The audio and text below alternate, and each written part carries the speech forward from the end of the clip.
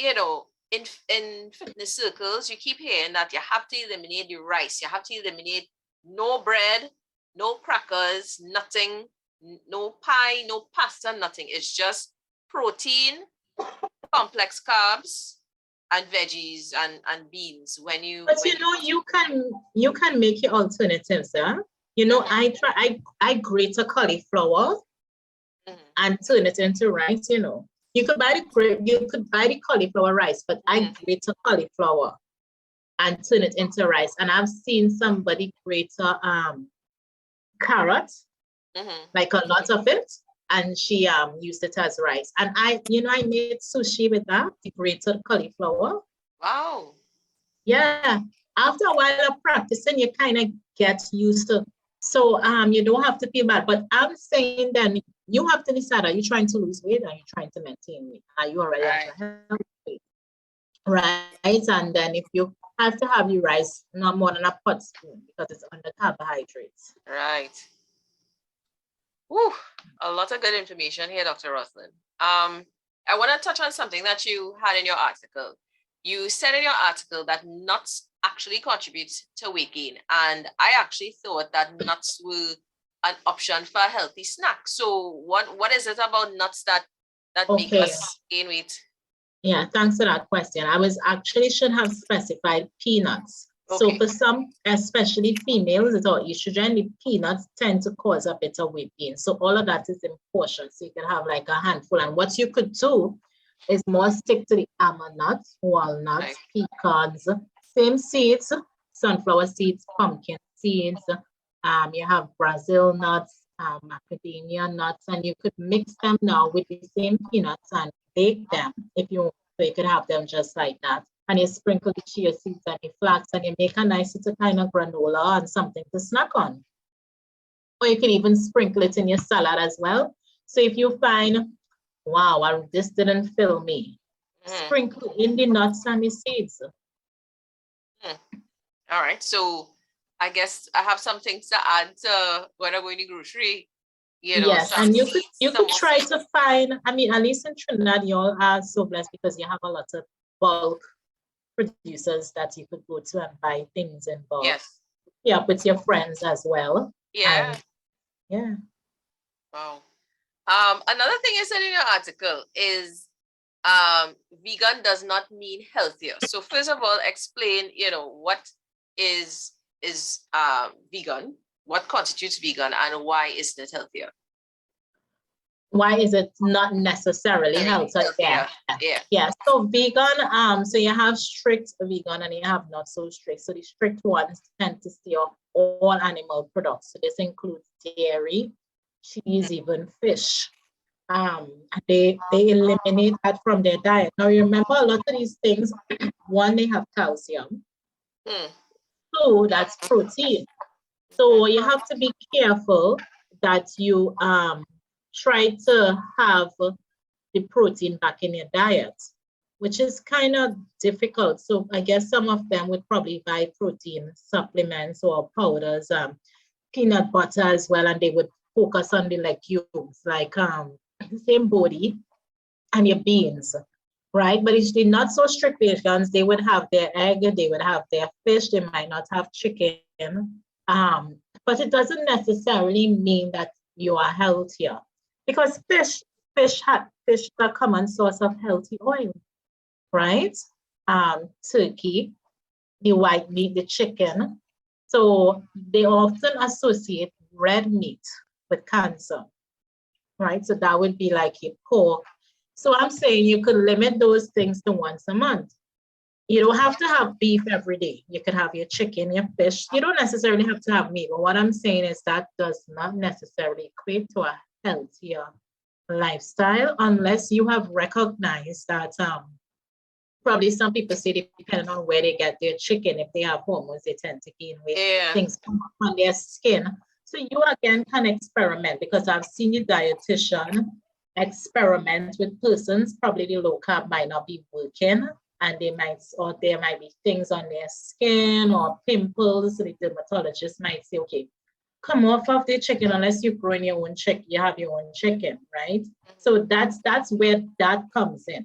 when you have a particular health condition that's not controlled, and with the advice of a dietitian, you're doing little trials to see what to eliminate. Oh. Yeah. Right. Now, one of the things that if somebody's watching, they may say, well, this sounds all well and good, but eating healthy sounds a little expensive, right? And we know that nowadays with the pandemic, some people may not have as much money as before. So how can we make affordable changes in our diet? And that's where the portion comes in. So I'm still reiterating, you can have everything, just portion, right? Because you would still try to eat stuff from all the food groups, right? But you just portion it.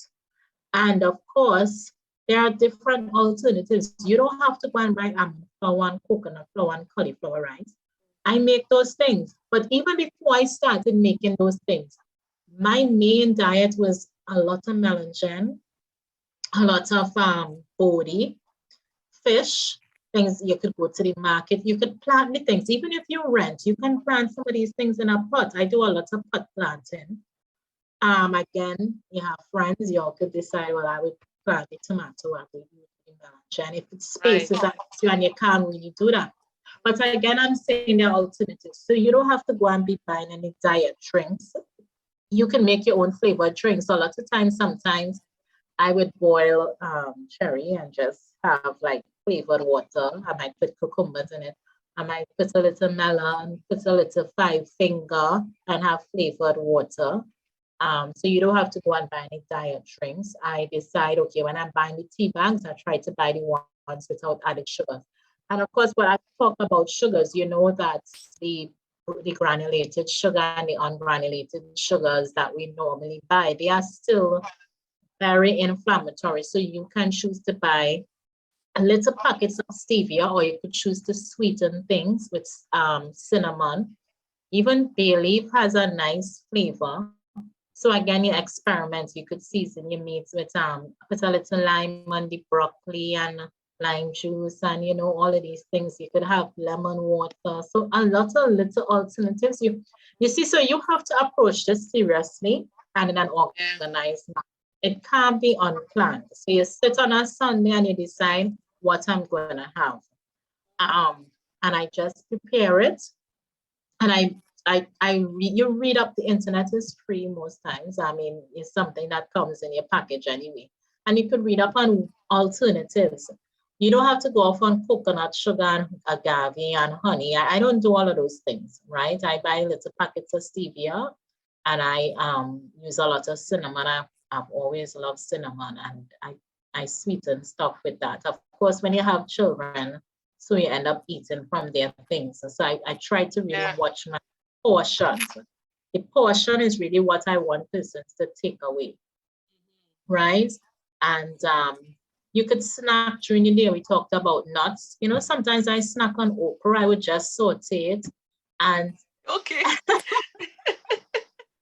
You should have seen your face. I was like, shocked. Okra for snack. I say carrot or something, you know? No, but I just try to figure things that are cheap and easy to plant. You don't even have to go to okra. Okra is so easy to grow. And I used to see my godfather eating the okra raw. We just wash it. And my mom makes nice okra. She would do it with tuna, she did it with carrot, or just by itself. And or we snack on plantain, or sometimes I grate a squash and do it with cheese like spaghetti and bake it. And I've come up with so many different things, but it took me about just once a month I read something and I try it, and I try to see what I'm good at. Right. And I snack on vegetables and nuts. I really, well, at least I was never really a child that didn't like vegetables, but you could find what works for you. Even popcorn is considered a healthy snack, you know. And you could look at the snack content. You could look at the carbohydrates. So I usually tell persons that low carb is considered less than 50 grams carbs. So you could look at your children's snack and actually look at, if you notice, the plain potato chips, I think are only about 8 grams of carbs. So if you want to have, say I have half the bag, and I leave the next half for tomorrow. But because I had the potato chips, then I would probably do half a pot spoon of rice when I'm going for my lunch. And I use a lot of melangen. I find melangen is very satisfying. I know a lot of people don't like it, but I prepare it in many different ways. I would bake it, grill it, grate it, jeera it. Yeah, I curry it. All kind of things I do with melangen. And I've learned to really love it. And I've tried my hand at karaili sometimes. Not always the best, but I know there are lots of people that like it, especially the elderly. Yes, no, a lot of elderly patients love it. Yeah. And watercress. I know they like. Oh, I love watercress. I love watercress. My mom used to plant a lot of that when we were growing up. Yeah. And you know that's good for dialysis patients. The watercress. It's allowed on the renal diet. Yeah. Wow, Dr. Roslyn, this is I really do appreciate this, because now my mind is whirring now in terms of, you know, how I could make the things that we eat just a little bit healthier, as well as, you know, talking about portion size. And that kind of thing. Now, what I would like you to do for us is to run through what we can have. Give us a sort of meal plan, like a healthy breakfast, healthy lunch, healthy dinner with some snacks in between. Okay, so normally, I don't advocate for late night eating. So I think cutting off at 6, definitely at 9 is better. I mean, some people work late or whatever, but definitely after 9, you really shouldn't. Just let your body rest, you let your metabolism take over. Right, so for a healthy breakfast, eggs, say not more than twice a week. Fine, your salad, same vegetables. You could do melangen or body.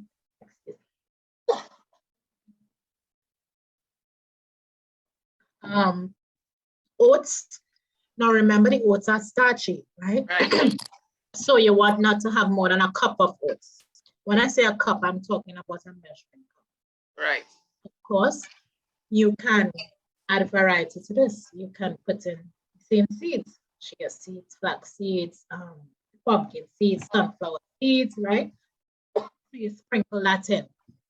Yogurt is sweet, right? So again, if you're gonna have yogurt for breakfast, try to have probably Greek yogurt or yogurt that you can make. You can read up on it on the internet. I think it's just boiling the milk at different temperatures and pouring it on top of each other, and then you put it in the oven. I like to make my own pudding, so I put chia seeds in milk overnight in the fridge, and it comes out like a nice little pudding you could have, right? And of course, you could do 1 or 2 slices of a nice bread that we spoke about, and you could do cheese, like a slice of cheese, because you have to be mindful that the cheese that most people can afford is still high in salt, especially if you have hypertension. Right, so you have your melangen, you have body, you have egg, you could do salad, you could do vegetables, your nuts, your grains, and you have your cup of hot tea. Doesn't necessarily have to have milk, right? And say you do that at about 6, at about 10 o'clock, you could have your little nuts again, or vegetables, or if you made your own crackers, remember the flax crackers we spoke about, or your little a cup of fruits. Depending on if you're diabetic, they may tell you not only have half a mango or a small banana, or for pineapple is kind of sweet, so they may tell you to more go off on the pawpaw, not so ripe. You have 5 fingers as well. You know, you can make chow with all of these things. Let's say you have a little problem with fruits. You can make a nice little chow. You don't have to put a lot of pepper, a little bit of apple cider vinegar, a little bit of salt, Himalaya salt, or if you want.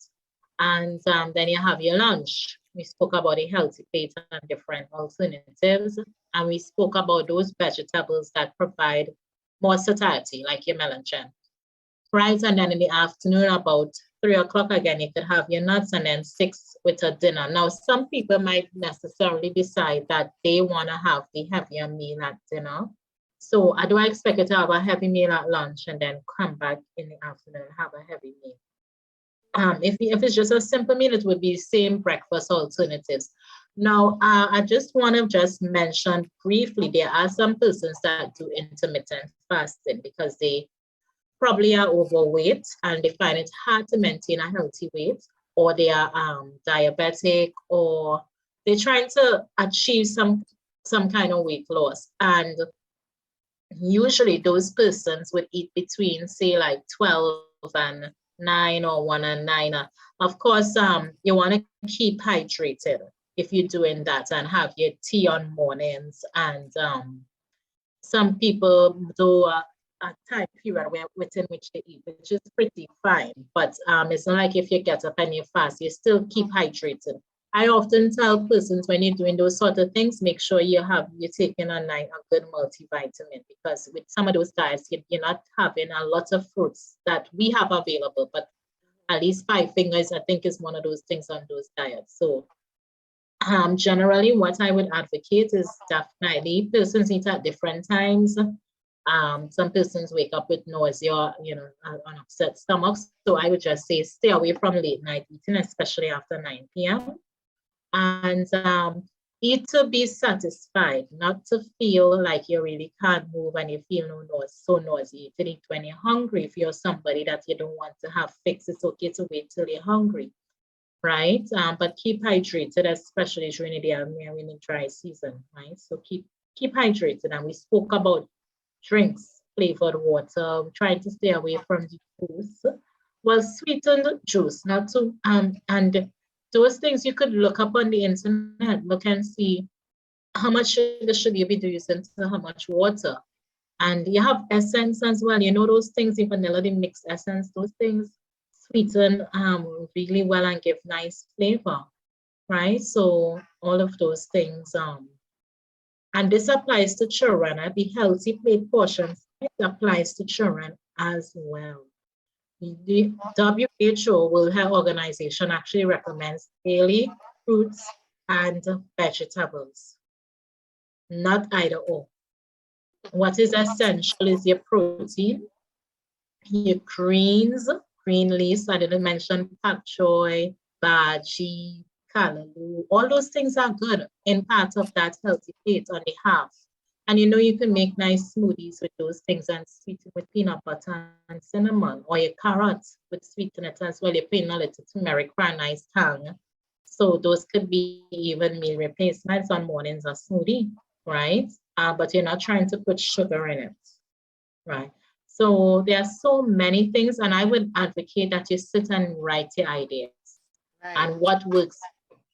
Yeah, plan it just as you plan your day, and pray about it, ask God for the strength, and engage your support.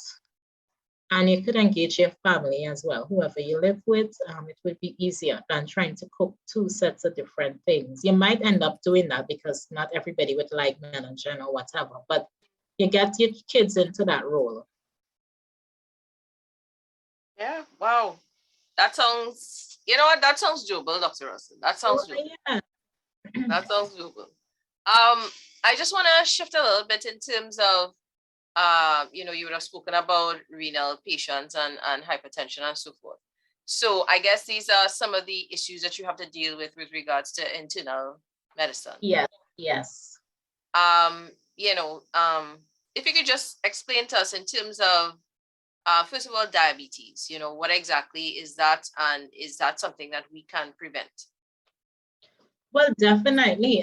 Well, all of these things fall under what we call chronic non-communicable diseases, right? So the lifestyle diseases, diabetes, specifically type 2, is the acquired one, and it's based on lifestyle. So you have an overwhelming amount of carbohydrates, intolerance. The body is not able to break down that and deal with the glucose or the sugar levels, either because you're not making insulin or you're making insulin, it's really resistant, and that is dependent again on inflammation and obesity. So you have abdominal fat in particular, and it makes you very resistant.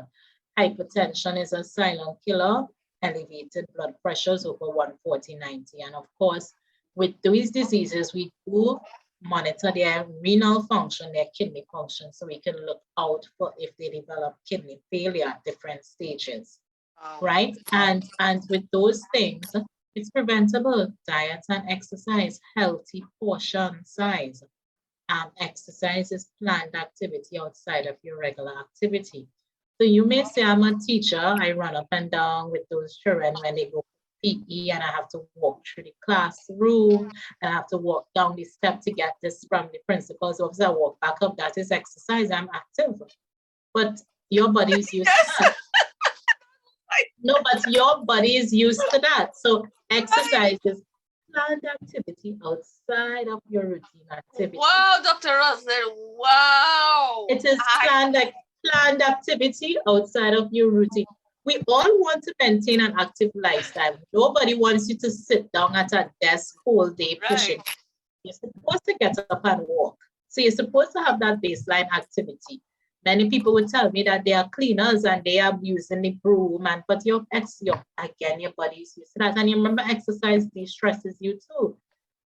So certainly in what you do every day, I can't say that. Yes, you enjoy your job. I wouldn't say that's a de-stressor, like you're trying to get rid of stress. So exercise is really planned activity outside of your routine activity. It has to be 150 minutes a week, and you really shouldn't allow more than 2 days in between. So a patient yesterday told me, well, I garden on Friday and Saturday. And I said, well, what happens between Monday, Sunday, and Friday? You have to put in a day in between because more than 2 days have passed. So that's not enough. So you're going to find a day, say the Tuesday, you go to the beach or you go and walk, or you walk on the spot if rain is falling. There is no excuse. And I like to tell people, well, just do it. You'll be tired. But the thing about it, disease does not care if you are tired, if you are busy, if you don't have the time, and that's the reality. We're not made to be, we are humans, right? So we do die, we do get illnesses, we do get sick, and prevention is always better than cure. Thing is, a lot of these don't have cures, so yeah. Wow. Without revealing any patients, information or whatever, but what are some of the excuses that you hear that are given with regards to finding it difficult to engage in exercise and eating healthy? What are some of the things you hear people say? Well, the same things you would have outlined. So people say expensive. Right. Some people say they don't have the time. Some people say, well, they have to eat what everybody's eating. They can't do 2 plates. Nobody's asking you to cook twice, right? Some people say they have to buy food. Some people say they don't have exercise equipment. Some people tell me they have knee pain, so they can't exercise, or they have to depend on what their daughter cooks. She doesn't always cook healthy, so we might bring in a relative. And again, you don't have to eat everything. You could ask them to portion it out in a particular way. You can walk on the spot. You don't have to go and buy expensive Nike shoes or a headband. You can get a regular comfortable sneakers, and then you can download something on the internet. Even if you are bedridden, you can move your arms forward, up, twist in the bed. You can just jiggle your toes and all of these things. So you don't have to buy weights. You could fill a bottle with sand or stones and walk with that, right? So you're doing your resistance training and toning, which you're supposed to do twice a week as well. So you incorporate it. Now, what I tell patients, time is a big thing, right? I tell patients, if you do high intensity exercise, you don't have to do the 150 minutes a week. So if you engage in skipping, that's considered high intensity. You could do 20 minutes, 3 days a week. Swimming, high intensity. Spinning, high intensity. Well, in Tobago, we used to have the dragon boat, that's high intensity. So, and you can break it up. So you can do 10 minutes on mornings, 10 minutes at 10 p.m. There's no specific time. Just get it in, because I tell you, when you are diagnosed, it's not as if you could do anything to reverse it. And would you know, these people are able to make, well, some of them are able to make the changes once they get that news. So what's preventing from doing it before? Right. Yeah, life is always busy, you know, life is always busy. So you can't really say, well, when the children get big, I will get serious. Or when I retire, I'll have all the time. It really doesn't work that way. So you really just have to do it. That's, you know, where there's a will, there's a way, I think. And just like I said, you know, we don't want to wait until we get the diagnosis for us to say, all right, let's start eating healthy, you know. Wow, this has been interesting, Dr. Roslyn. You've really shattered some misconceptions that I've had about, you know, my physical activity in terms of the things that I eat. I thought I was doing a good job, but no. Well, there's always room for improvement. I don't want to give you a tap on your hand like a bad child, but there's always we live and we learn, right? Yes. So, are there any final thoughts that you have for us, Dr. Roslyn? Anything that what message you want to leave with us about eating healthy or our bodies? I would encourage persons to look at their portion, right? I'd encourage persons to read up, seek information, exercise, put it in somehow. Talk to your doctor.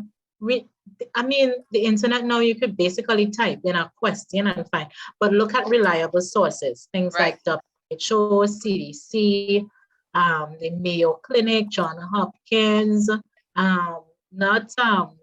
You have to be able to identify what sources are credible, right? And get your information. And I like the Nike philosophy, just do it.